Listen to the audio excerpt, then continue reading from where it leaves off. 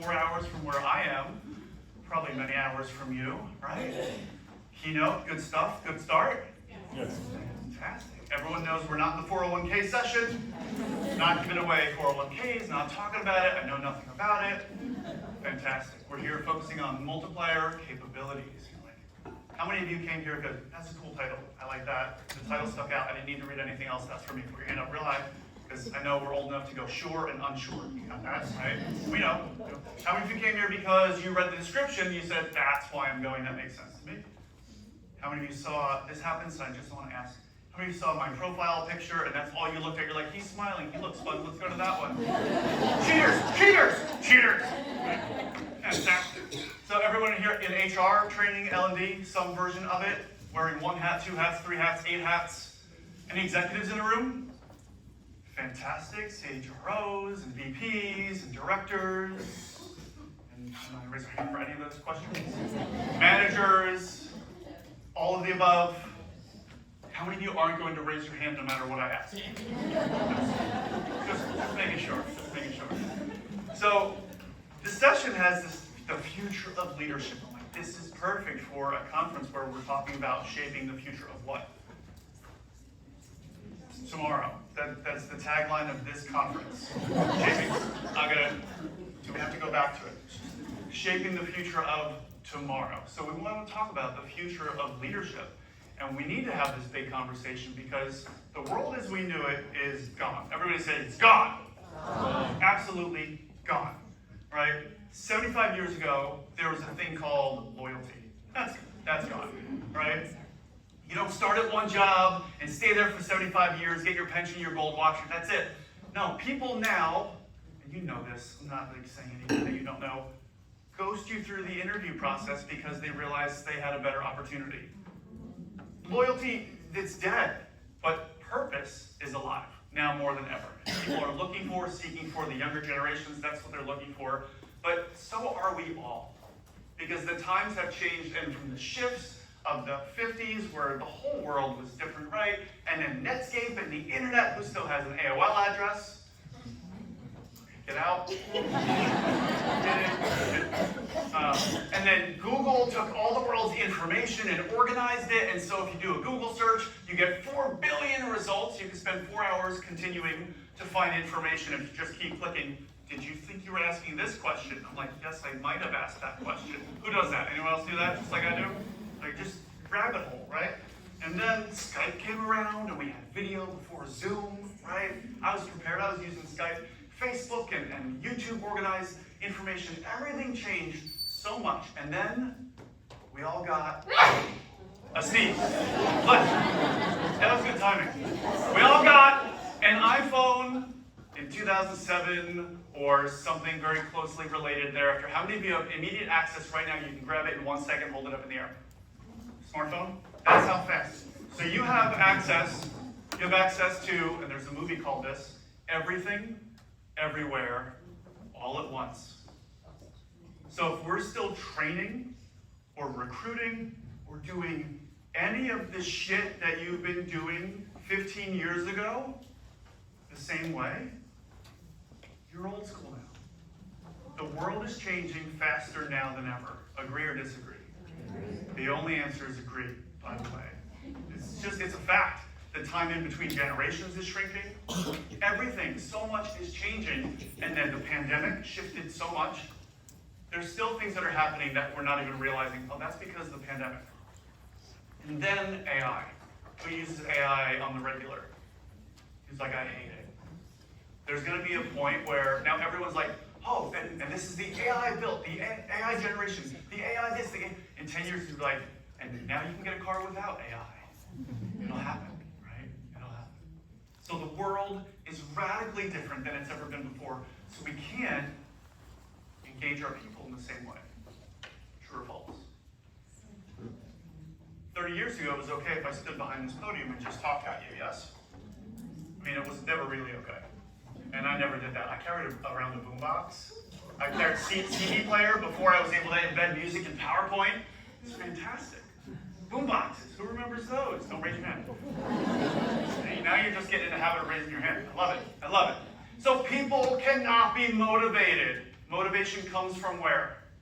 Within. It comes from within. So it's our job as recruiters, as leaders, as managers, as people, doesn't matter what your job is or what you're doing in HR or talent or engagement. Our job is to find what motivates people. And how do you do that? It's a 3-letter word, starts with A, ends in sk. Ask, right? Some of you are like, I don't know where he's going with this. Ask, what motivates you? What gets you engaged? So that's what we did. And there's a lot of other people who've done this. And Daniel Pink did it. And he came out with a book on engagement. And he basically said, if you want to engage or motivate people, you got to do a couple things. And we reworded it. He said AMP. And we were like, different order. So inspire them with what? Everyone say purpose. Empower them with autonomy. Prepare them for mastery.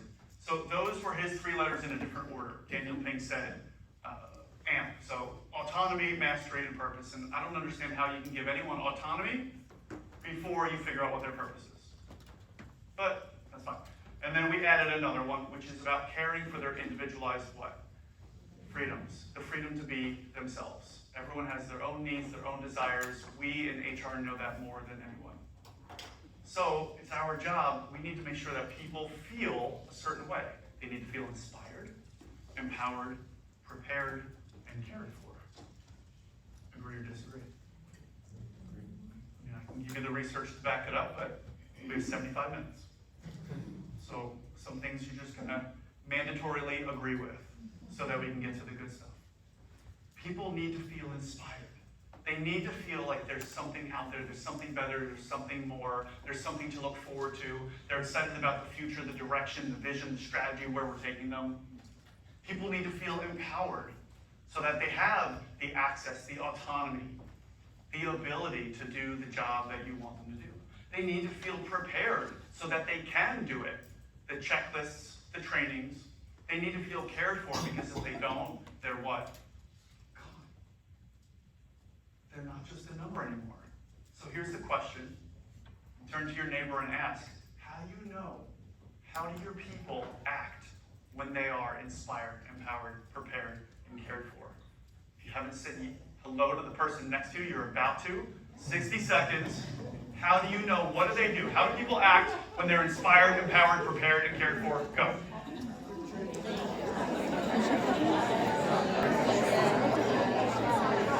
All right. Give your partner a high five and say thanks. How do people act when they're inspired, when they're empowered, when they're prepared, when they're cared for? What'd you come up with? Yes? They're reliable, driven, and engaged. Reliable, driven, and engaged. And what's your name? Christy? Christy? 2 claps for Christy. How else are they? My partner. You did not raise your hand. My teammates say they act like owners. They act like owners, right? They don't own it, but they act like owners. I love that. Your name? Chad. Chad? 2 claps for Chad. Try this again. Energized. Energized. Matt says they're energized. Do we like what Matt just said? He was so energized, he didn't even want to wait to shout out his answer. 2 claps for Matt. Love it, love it. Other thoughts? How else do they act? Yes? They have joy or happiness at work. Joy or happiness at work. And your name? Mary. Mary. 2 claps for Mary. And there was another hand. I was going to say enthusiastic. Enthusiastic. Piggybacks off this one. Perfect. Piggybacking's okay. Yeah, there's no rules in here yet. Love it. Peter, what's your name? Jody. 2 claps for Jody. That last one. Confident. Competent. Confident. Confident. Well, both. Both. Both. I was so confident in my answer that I'm making up 2. Fantastic. What's your name? Becca. Becca. Thanks, Becca. 2 claps for Becca. They act like you're acting right now. Yeah? You're in this. You're playing along. You're doing things that you maybe don't normally do during a session. Oh my gosh, we're giving people high fives. We're talking to other people. I came here to be quiet. Who does that? I do it. I sit in the back like I'm just going to take notes. Right? Here's the more important question, I think, is this. And when they're not, how do they act when they're not? The answer, we can do this for an hour. The answer is the opposite. Right? It's the opposite. They're actively disengaged. So we have to make sure And so this whole session is about getting to this end result so that people feel inspired, empowered, prepared, and cared for. And here's what happens. Over the course of time or effort, when you put in more attention or you're putting in more money, skills, whatever, I put whatever up there, doesn't matter. The excitement and engagement starts to rise, right, as people join the company, and then it does this, and there's a couple plateaus. Who's familiar with this? Who's seen that, right? Maybe it's different times of year, we're announcing new products. Maybe it's over the course of a couple of years we notice that. And that's a problem, because it doesn't really lead to its potential of what people wanted when they signed up for the job, for the project, for the opportunity. They were hopeful, and I'm going to show you how we can get to this line. It's never going to be a perfect straight line. It's never going to jump up immediately. But what we have to do is, over the course of time, make sure the colors coordinate, that we provide the inspiration that people need when they need it, that we provide the empowerment when they need that, that we provide the preparation when they need that, and then we make sure that we care for them when they need that. Because not everyone needs it at the same time, and not everyone needs it in the same way, because everyone has totally unique motivators. True or false? Not every one of you needs to be inspired right now. Some of you are like, I do not need that. I'm very excited. I have way too many ideas. I don't know how to organize them. So we need to have a different conversation there. So the multiplier capabilities that we're getting into help us get to a place where people feel inspired, empowered, prepared, and cared for. If you're with me on that, can I get a no yet? Yeah. And that is also my job during this session, during this experience with you. So if you hate lectures, you're going to love this. I have 3 promises. We're going to have what? Fun. If you couldn't tell, we're going to learn what? Stuff. Yeah, it's going to be relevant to you. I don't know what you want to learn. Right? And then feel how? Empowered. You're like, there's that word again, empowered. I want you to be able to leave this session knowing I can do something with it. I also want you to feel inspired and prepared and cared for, right? I do care about you. I don't love people that much, but I do care about you. So I want to give you all of my energy. I want to give you everything I got, because if I didn't, how would you feel? Bored. Bored. I love the honesty. Because if you don't bring your energy to the workspace every day, I mean, I'm giving out high fives, I'm doing this. Is this a show? It damn is. It damn is. Damn right. Damn right it is. Damn it! And so is every day on the job. Because relationships are not 50-50. You're agreeing or saying yes, they are? Yeah, they're right. What? So, are you married? Yes. Good. So am I. So this is fine. So let's pretend we're married. Okay? We're married. If I gave you 50% of my love, appreciation, connection, words of affirmation, everything, how are you going to feel about me? How are you going to treat me? Just I understood what that face meant. It's not good. Relationships you've been told are 50-50, they are not. They're 100-100. You can only expect 100% from a new employee or an employee who's been returning for 20 years if you first put it out there. And then if you realize, all right, I'm really trying to give you everything. But then here's the thing. Are you giving them the 100% that they want? Because we all want something different. You can give me gifts all day long. And gifts in my love languages is a 0. So that does not increase, I have no words today. That does not increase my engagement or retention. I want time and touch. And I know this is HR and I just said touch. Hey, I didn't make the survey, but that's true. So you got to give people what they want and how they want it, when they want it. And that's what the multiplier capabilities are all about. So let's have some fun. We're already 15 minutes in. How are we doing so far? Great. So let's continue to prove it. I want to challenge you. I want to put you in the first test. If you read the real description, not the one that was in the book, the description says that we're going to do a demo. There's a demo. So far, everything's been a demo, if you haven't been paying attention.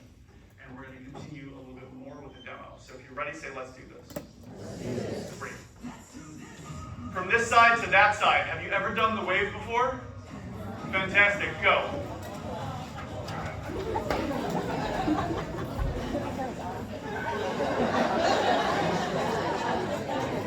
What the hell was that? Okay.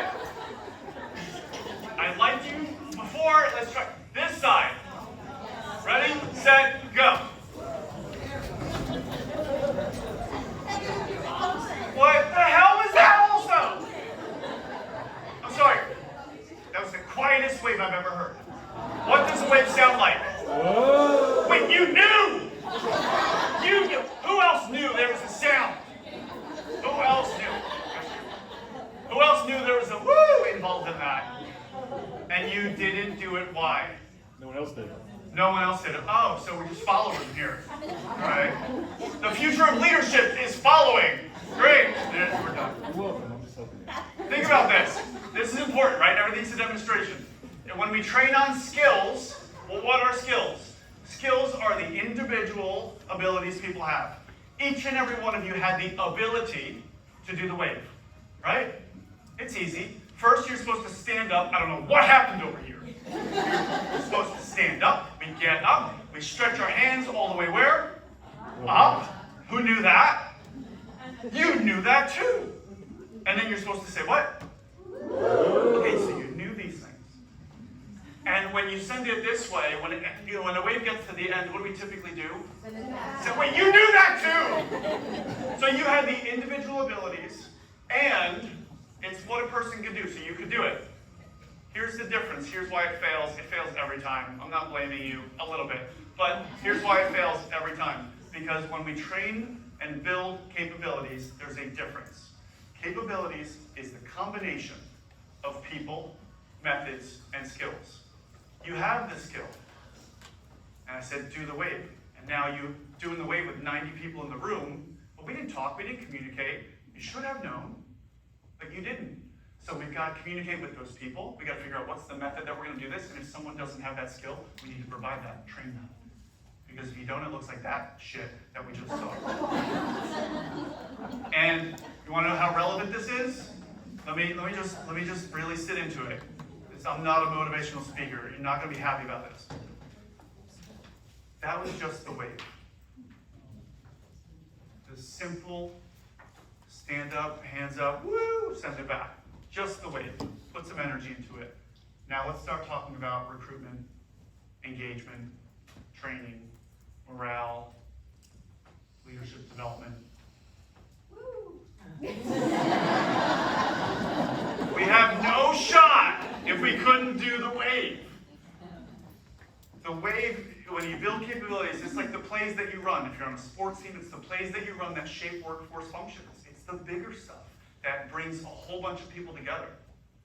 So when you're doing that, wouldn't it be great if, hey, we can get together before we do the wave, let's make sure that we inspire, empower, prepare, and care for our people, so that the wave, there's a meaning to it, there's purpose to it, people see the vision, they are inspired by it, like, I can't wait to do the best damn wave in the middle of the state right now. That's what people want, right? Did I provide that? No. Am I a crappy leader? Sure. On purpose? Yes. We have to inspire them. Otherwise, this is the energy that you get. And how consistently do you need to inspire people? All the time. I think that was all the time. And everyone needs it at a different level. Sometimes people just need a reminder.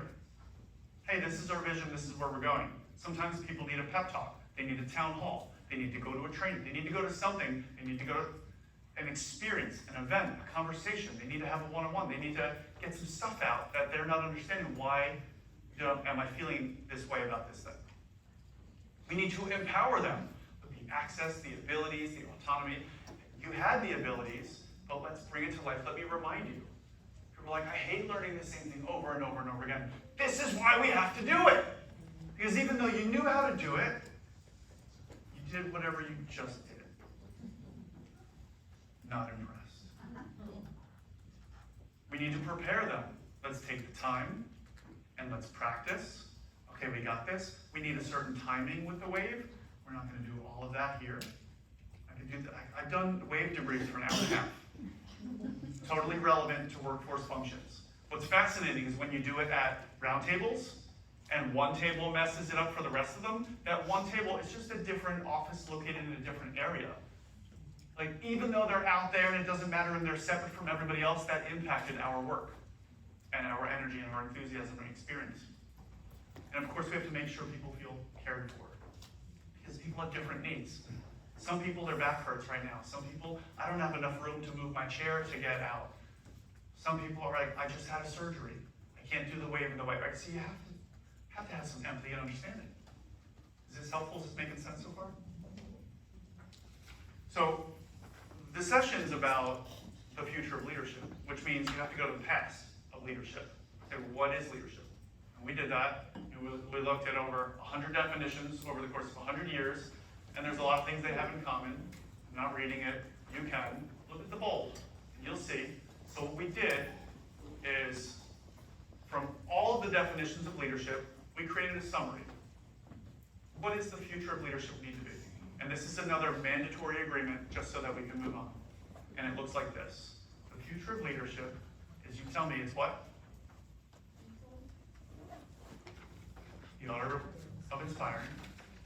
Everyone say the art of inspiring.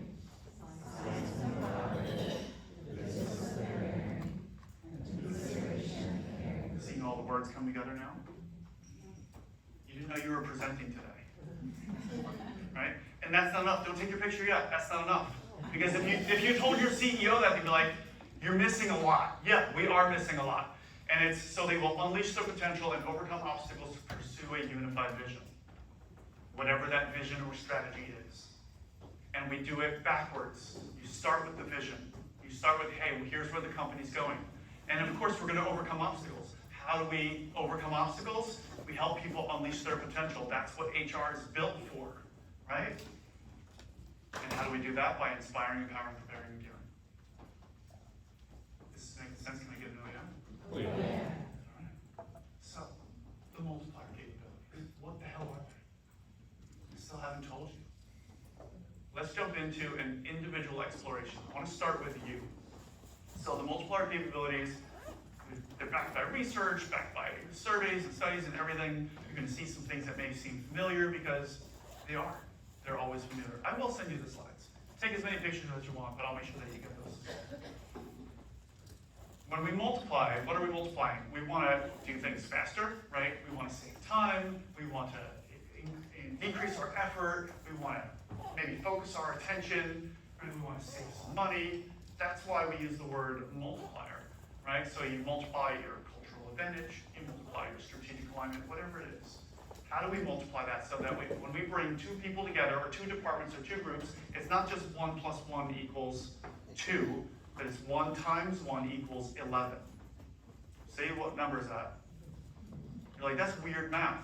Yeah, I said this is not the 401k session, right? That's over there.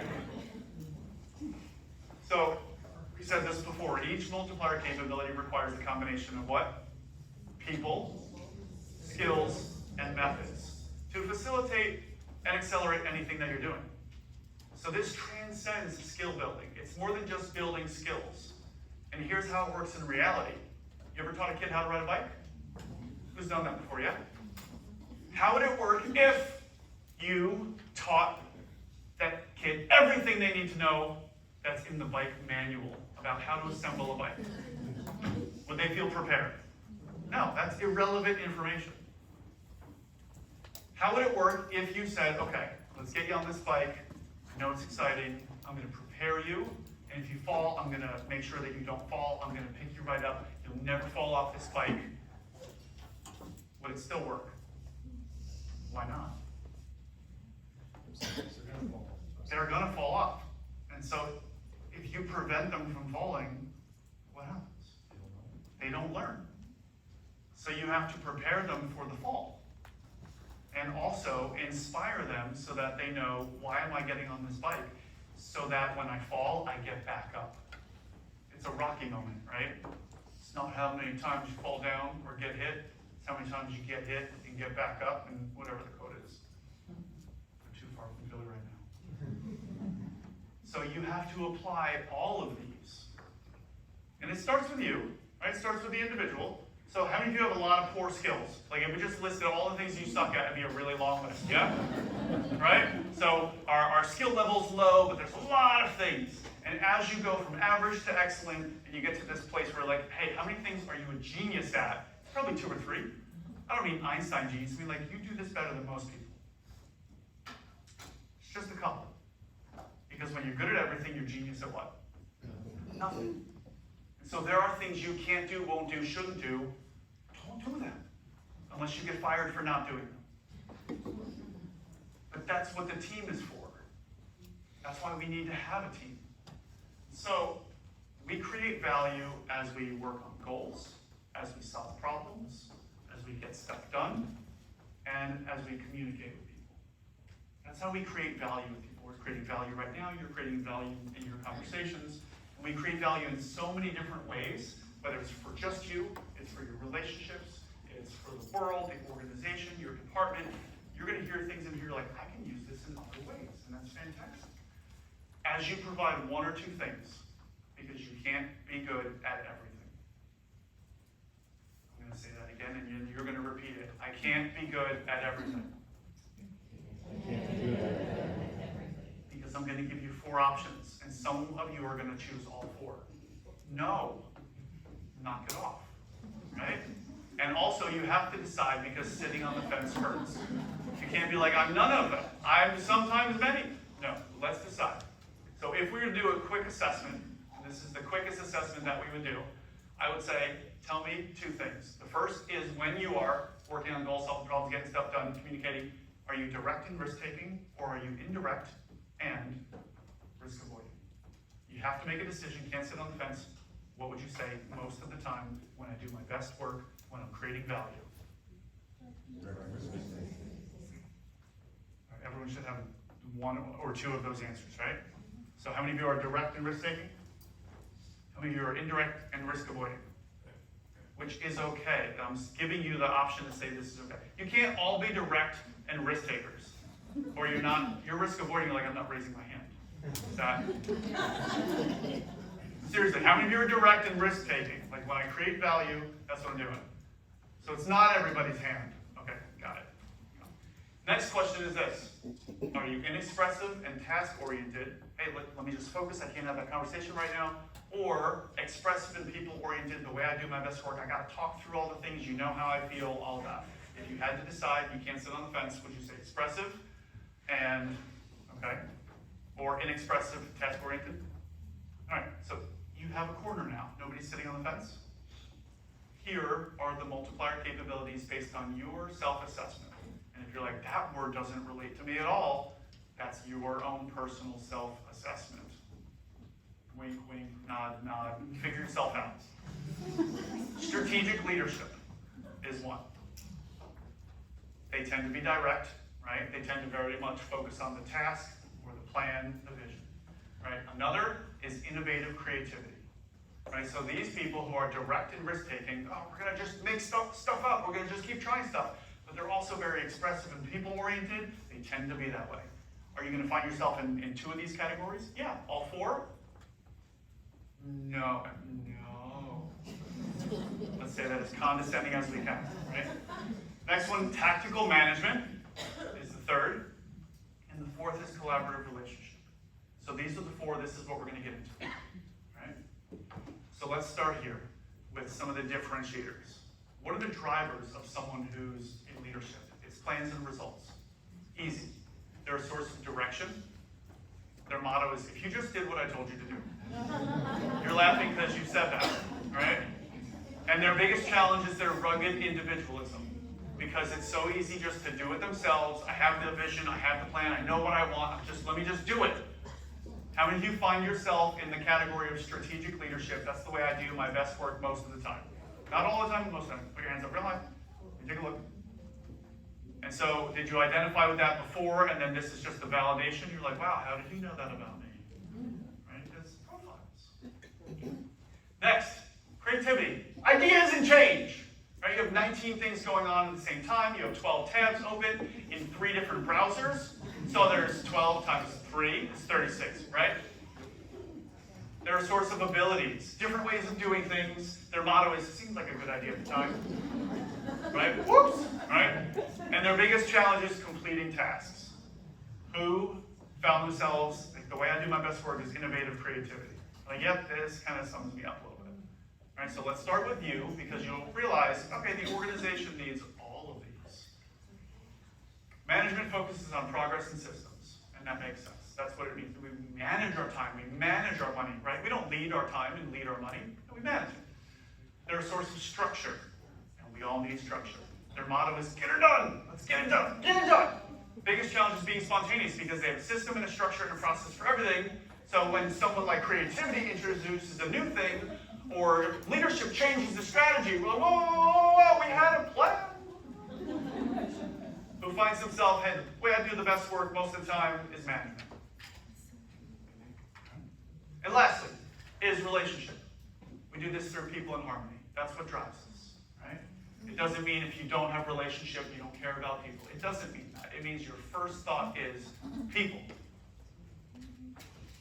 Source of connection, whether it's we're connecting with them with empathy, or we're connecting their feelings to the goals, or we're connecting their job to the strategy. It's all about connection. Their motto is, I'll be there for you. It's the Friends theme song. They sing it. And their challenge is making decisions, because it's impossible to make one decision that makes everyone happy. How many of you have found yourself, when you do your best work most of the time, is relationship? How many of you are like, I don't know who I am anymore? The idea here is, and this is just a quick, like I just want you to kind of see yourself in this for a moment, because then we get into your work. I want you to trust your genius and do your best work. Because when someone says to me, Joe, I need you to write an email to the team and explain this, this, and this, most of the time the team is mad at me. Because out of a 25, I'm a 2 in relationship. 2. Doesn't mean, am I doing okay now? Like, do you hate me? You're still here? There hasn't been a chance for you to slip out. But am I a terrible people person? No. It means when I have a task, I gotta write this email, my first thought is not, how are people going to respond to this? Because I do my best work from creativity and management. So I'm bringing innovation, I'm bringing new ideas, I'm bringing fun and freedom and flexibility. It's refreshing. There's going to be pictures in the email. It's going to be interesting to read. And management. I'm going to have bullets. I'm going to have an easy way. And I do this even with my friends. I will summarize at the bottom. Like, I wrote this really long email. Like, by the way, respond to all these things because I need to know all of your answers. Because you know what my biggest pet peeve is, and maybe other management, same thing, is when people respond to 1 or 2 of the things in your email. Like, I needed 5 more things, right? And trust. So trust your genius, and in trust, don't delegate. And trust. People hate being delegated to. What's your name? Maddie? If I delegated to you, I said, hey, I have a whole bunch of stuff. I'm leaving for the weekend. I got a vacation. I need you to get this done. I'm delegating. How do you feel? You look so enthusiastic. No. You feel like I just dumped a whole bunch of stuff on your plate, right? The difference between delegation and entrusting is when you entrust someone, you're entrusting, putting your trust in them. Hey, Maddie, I have a couple projects that I'm struggling with. You're better at 2 or 3 of these other things. I feel like if you took this, when you take this project, it's going to do so much better in your hands than in mine. Can I trust you with that? Smile. Won't stop smiling. That's different. It's the same. I just dumped it on her. But I dumped it on her with intention by saying, you're better at this than I am. This is your genius. This is in your wheelhouse. Is this making sense so far? This is helpful. This is all setting the stage for the really big conversation. So first, focus on you. Supercharge what we call your core genius. 3 questions to ask yourself. 1 is this. Wow, they're all at the same time. What are my highest value activities? You've heard of HVAs. What can I, and only I do that, if done well, will make the biggest difference? And what's the best and most valuable use of my time right now?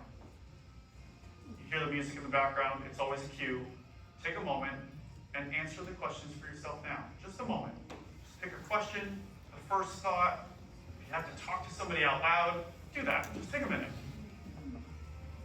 Do you know what your HVAs are immediately? And if you don't, you should be fired. You should know why you're on the payroll, shouldn't you? Should. What are the most important things that you should do every day? What is something that when you do it, get the best outcome out of it? And if someone else does it, you're like, kind of wish I did that. I cannot be the quarterback on the team, throw the ball, and also be the receiver, right? That's teamwork. Even Taylor Swift, she's huge. She's the biggest thing on the planet. Whether you like her or not, she still has a team, yeah? Who knows Sabrina Carpenter? Sabrina Carpenter, up and coming. I'm going to her concert for some reason in 6 weeks with my 13-year-old daughter. She has a team also. And she's way overly sexualized. This is going to be weird. So weird. My daughter's like, Dad, I'm going to cover your eyes. I'm like, Ella, I'm going to cover your ears. But, she knows all the words. So start here with you, because you can't lead others until you first lead who? Yourself. You can't bring multiplier capabilities back to your organization if you are trying to be everything to everyone, or you don't know how you create the best value. It's impossible. It's impossible. And here's the issue, though. Your genius can become your madness. It may become your madness. It might become your madness. It probably will become your madness, because if all I did was creativity and management, and I never provided what my team needed in terms of the leadership and the inspiration, what would happen?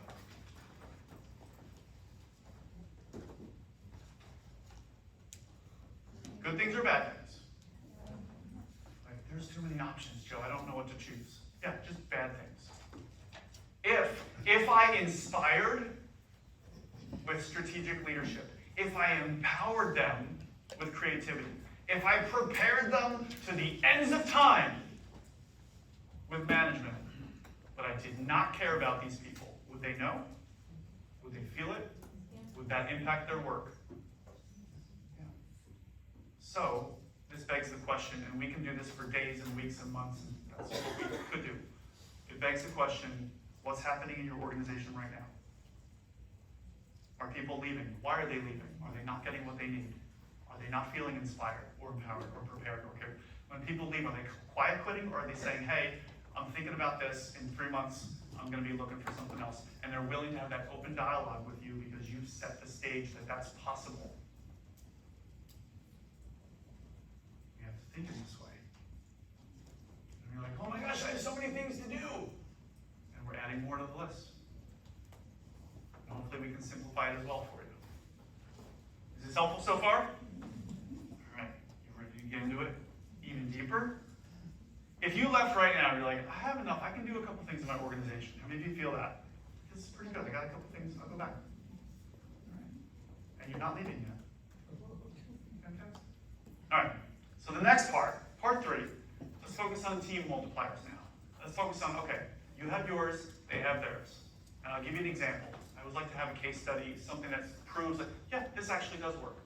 So I've been working with a company for 11 months now, ACA, based in New York, but global, 1,400 people. And this is them doing their presentations on, is what's called headlines. So it's at the end of a 3-day training, after 8 months of putting this all together, they're doing headlines. What's the headline of the newspaper read on the day of celebrating us achieving what we wanted to achieve because we applied the multiplier capabilities? So right there is one of our guys, and he's presenting this slide, right? And you're going to work on this slide too. And it's the multiplier capability models. And we provided custom tools for them to use so that they can do it. And the custom tool that we're going to use in here, because we're only doing this for 75 minutes, is a box. That's it. All you get is a box. If we put all people who are strategic leadership in a box for 6 or 17 hours, what happens? What do they do to each other? You're laughing, you're like, it's not going to be pretty, right? Because what do leaders do? They make decisions and they take action. I have the best decision. And then the leader right next to them, no, I do. And then there's an all-out war and a battle, and at the end, there's one person standing on top of everyone else's heads, alone. Right? Rugged individualism. If we put creativity in a box for 6 or 17 hours, what happens? What's that? 5 million ideas. 5 million ideas. Wait, we gotta write these ideas down. Does anyone have a pen? You don't have pens? Nobody carries pens anymore? Oh my goodness, prick your finger. Ready in blood. Just lots of ideas, and it's gonna be interesting, it's gonna be fun. If we take relationship, and we put relationship in a box for 6 or 17 hours, what happens? It could be a therapy session, it could be, you make a lot of friends, you can make the connections, camaraderie, singing Kumbaya, right? So you get the idea, and if you put management in a box for 6 or 17 hours, what happens? They get out. they get out because they asked a different question. They didn't say, why are we in here? They said, how do we get out? And because they have a process and a system and a structure for everything, they let the other groups out in the order that they like them. Right? Of course, there's a process. There's a process. So now, we all get out of the box, and we're going for a road trip. Going for a car ride, and you're bringing your favorite car, and we've all mandatorily agreed that our favorite car is the DeLorean. It's the time machine. Some of you are like, I don't know what a DeLorean is. That's okay. Go watch Back to the Future. So we get in this. Who's driving? We have leadership, creativity, management, and relationship. Who's in the driver's seat? Leadership. Why? Because what does leadership focus on? The vision, the direction, the plan. Okay? Who's got the map and the GPS in the next seat? Management, right? They've planned this out, they've thought this out, they know the shortcuts, they know the way. Who are the two goofy people in the back seat? Right? They're having fun. And that's good. And look, this is why we need all four. Because here's what happens. Creativity, with a million ideas, right, is going to say, hey, have we considered maybe not going to the place we're going right now? Because I just saw a sign back there for Super Fun Land. Can we go there? Oh, squirrel. Can we go? And then relationship says, do you really want to go there? Does anyone else want to go there? We can take a vote on it. By the way, is it too hot or too warm enough in here for you? Hey, if you want to cram my knees in the back so you have enough space in the front, that'd be great. I don't really think about myself. It's totally fine. I put myself last. You want to vote on a radio station? You're like, oh, I see myself in this car, right? Right? And management says, well, I found a 3-hour shortcut on our 2-hour ride because I'm that good. And so if we get off at this time and we get back on the road by this time and we spend this amount of time, we'll still make it to Super Fun Land and our original destination. And leadership says, is that really where we said we were going to go? And creativity says, but wouldn't it be fun? And this is why you do or don't get along with people in the workplace. True or false? Because we all are motivated by different things, and we all get engaged in different ways, and we all create value in different ways. And the problem is that too often teams are just put together, thrown together, based on job responsibilities, supervisor requests. Oh, you happen to work at this location.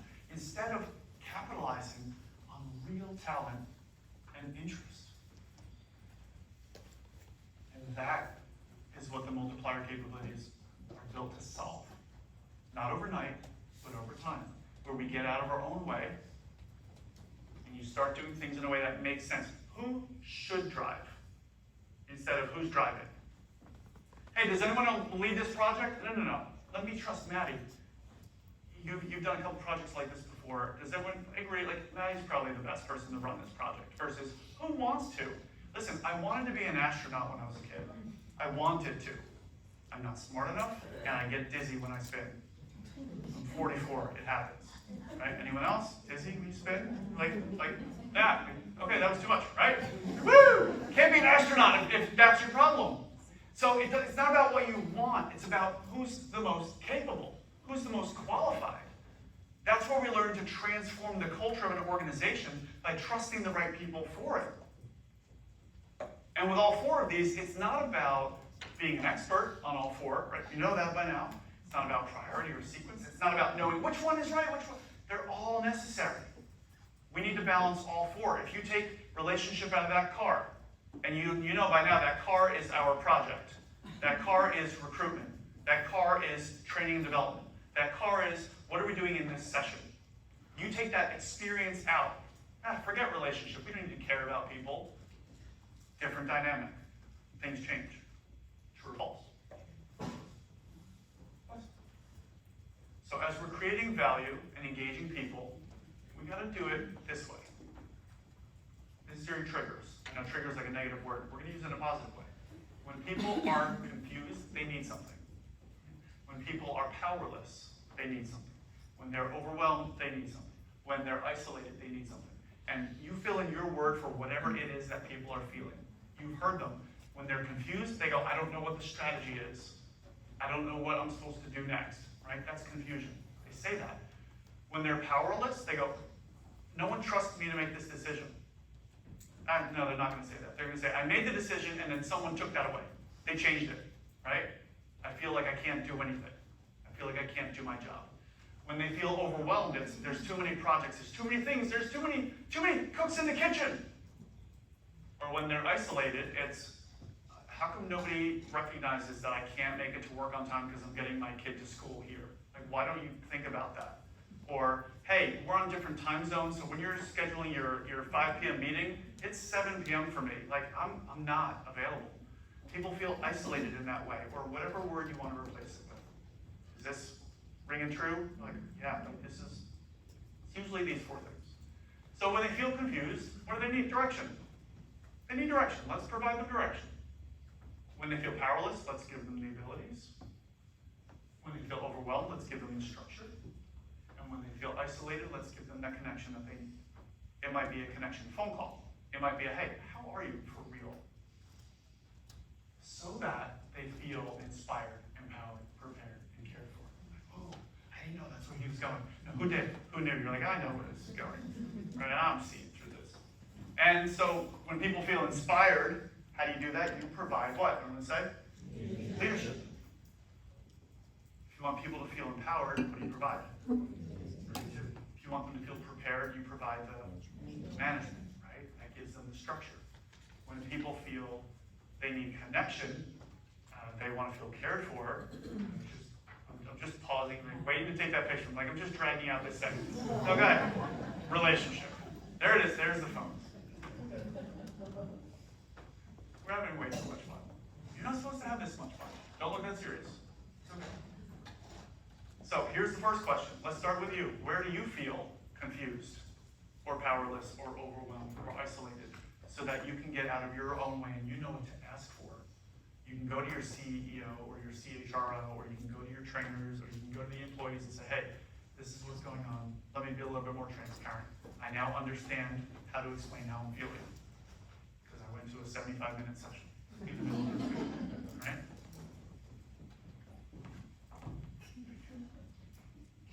And then the second question is, what do you need?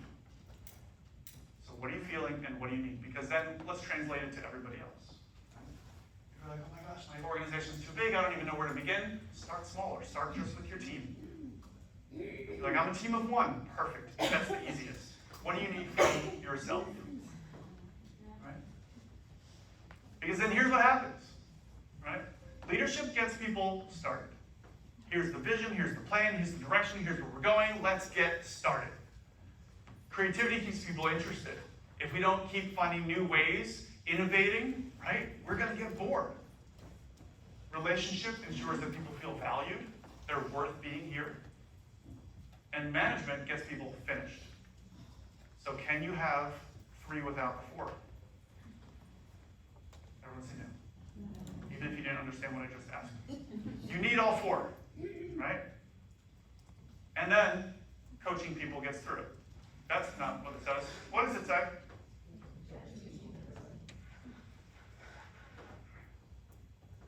So let's start to dig in and do an assessment and kind of dive in. We want to inspire our people. We provide what? Strategic leadership. And what's that all about? It drives the long-term direction and alignment.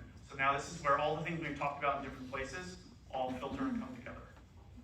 When we want to empower people, we provide the innovative creativity, which fuels abilities and adaptability by disrupting norms. It changes the way we look at things. The iPhone changed everything. Steve Jobs stood up there and he said, this device is your phone, it is your internet browser, and it's your music player. And the world was like, what? Disrupting norms. And the famous interview, you know, did you ask your customers what they want? Who knows that story? No? So they asked Steve Jobs, do you know what your customers want? And I think he was talking about Henry Ford, and he said, if Henry Ford asked the customers what they want, they would have said faster horses. They didn't know they wanted a car. They didn't know they wanted the iPhone. They didn't know they wanted this smartphone. When we want to prepare our people, we we've got to provide the tactical management, which ensures structured execution of day-to-day tasks. Can you have the vision without the execution? And lastly, when we want to make sure people feel cared for, that's where we jump in with collaborative relationship, which strengthens the connections that underpin all the efforts. Otherwise, the team falls apart, and when the team falls apart, the goals fall apart. And when the goals fall apart, the CEO gets mad. He goes, "What's going on?" We're like, "Our people don't like each other. I don't care about that. How are the goals doing?" Right? Well, that's why. Who's had that experience before? Right? Like the CEO, I don't understand why we keep talking about people. Who's got like contemptuous relationship with a CEO focused on strategy and how strategy and HR mix? Anyone? It's a couple. Hopefully that's going away. So, which ones have you mastered? How's your team doing? How many of you would say, we've got the leadership, we've got the clarity, everyone knows what the long-term direction is, that's not a problem for us? How many of you would say, like, yeah, we got it, we're good? No hands. Okay, so you got questions when you go back to work. Who's got the creativity? Like, we're always flowing with ideas, we've got a culture of curiosity, it's fun, we don't shoot down people's ideas, it's just, we've got a couple of those. That's a problem if we don't know what the strategy is, but we've got a lot of ideas, right? Yeah, that's maybe why I'm in this session. Who's got the management down? Like, we have a system and a process and a structure for everything. It's all written down, documented. We get hit by a bus, someone picks it up and keeps going, right? Or win the lottery. And then, I keep clicking. I don't need to click it there. Who's got the relationship down? Like, our people feel valued, connected. We've got good team events, the structure, all of it. It's good stuff. Okay.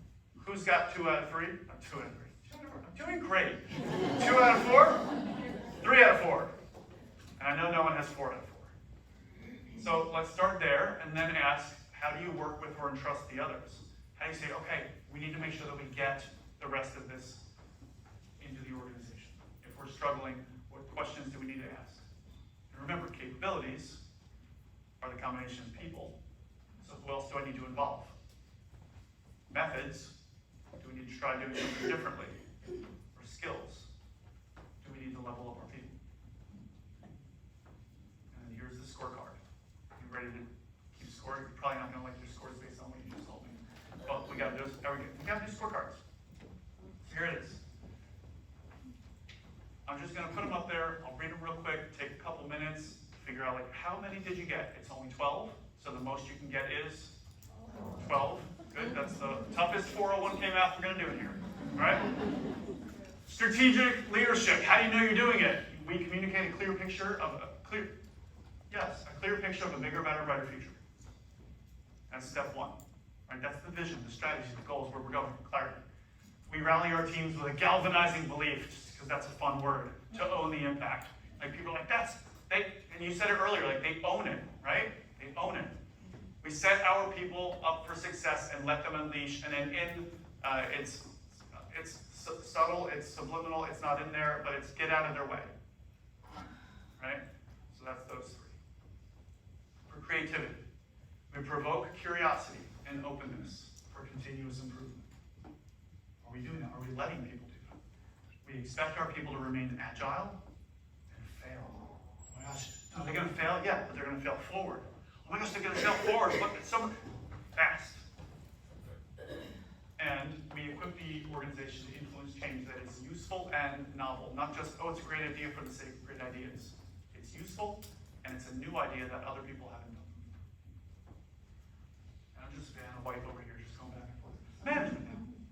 We maintain a disciplined operating rhythm and rituals. When are our meetings? How are we doing this? When are we doing trainings? Do we intentionally do hiring at a certain time of the year? Right? We have our cycles. We keep fastidious records and standardize how we work. It's in a binder or it's online. It's organized in a way that anyone can understand where to go and how to get there. We track, measure, and assess performance and productivity. Not just performance, but also productivity. And then if you walk over here on this side, we know what's going on with our people on a regular basis. Really wanted to put daily in there, but that's really hard to do on a regular basis because is my life today the same as it was last week? kids started school, so this week's crazy. Anyone else? All right, my wife is in California during an event during the first week of school, because that was a good time for that conference. So my life is crazy. My life was different last week. I was calmer. So, gotta know what's going on with your people. Pulse check. We strive to make our people's jobs and lives easier. Is that part of what we're doing here? Like, is this system more complex, or is this helping them do their job? And then we proactively address, resolve, and prevent issues permanently. Handle it once and done. There's 12 things. Let's get Rocky going. Do an assessment. Really think. How are you scoring? What's your number out of 12? Take a couple minutes, just think for yourself. If you're done and your partner's done, turn to a partner. But what's your score out of 12?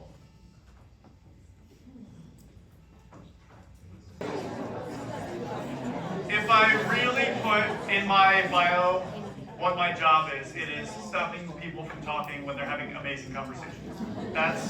I'm sorry, I have to do that so that we can get out of here on time. Are you having an amazing conversation? Is this helpful so far?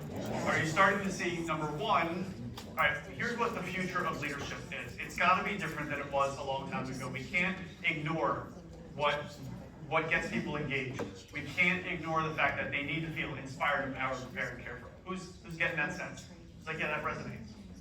Who's also getting the sense that this starts with me. We can't lead others until we first lead ourselves. Like, I got to figure out, how do I create value best? Surround myself with a team that does this, and we can prove it to the rest of the organization. Look what we're doing. Don't you want to know how we did it? Who's kind of getting that sense? Look, it starts with us. And then it expands so that when we get in the DeLorean and we go do our biggest projects and our best work, we realize that, hey, teams do need to be designed, not just formed. Who's getting that sense too? Cool. I know we've got about 10 minutes left. I want to make sure we get out of here on time. Is there anything that's coming up for you? Like, what was the biggest insight that you were sharing with your neighbor? Or what did they say? You were like, that was so good, we got to do that too. What was your big takeaway so far? Yeah.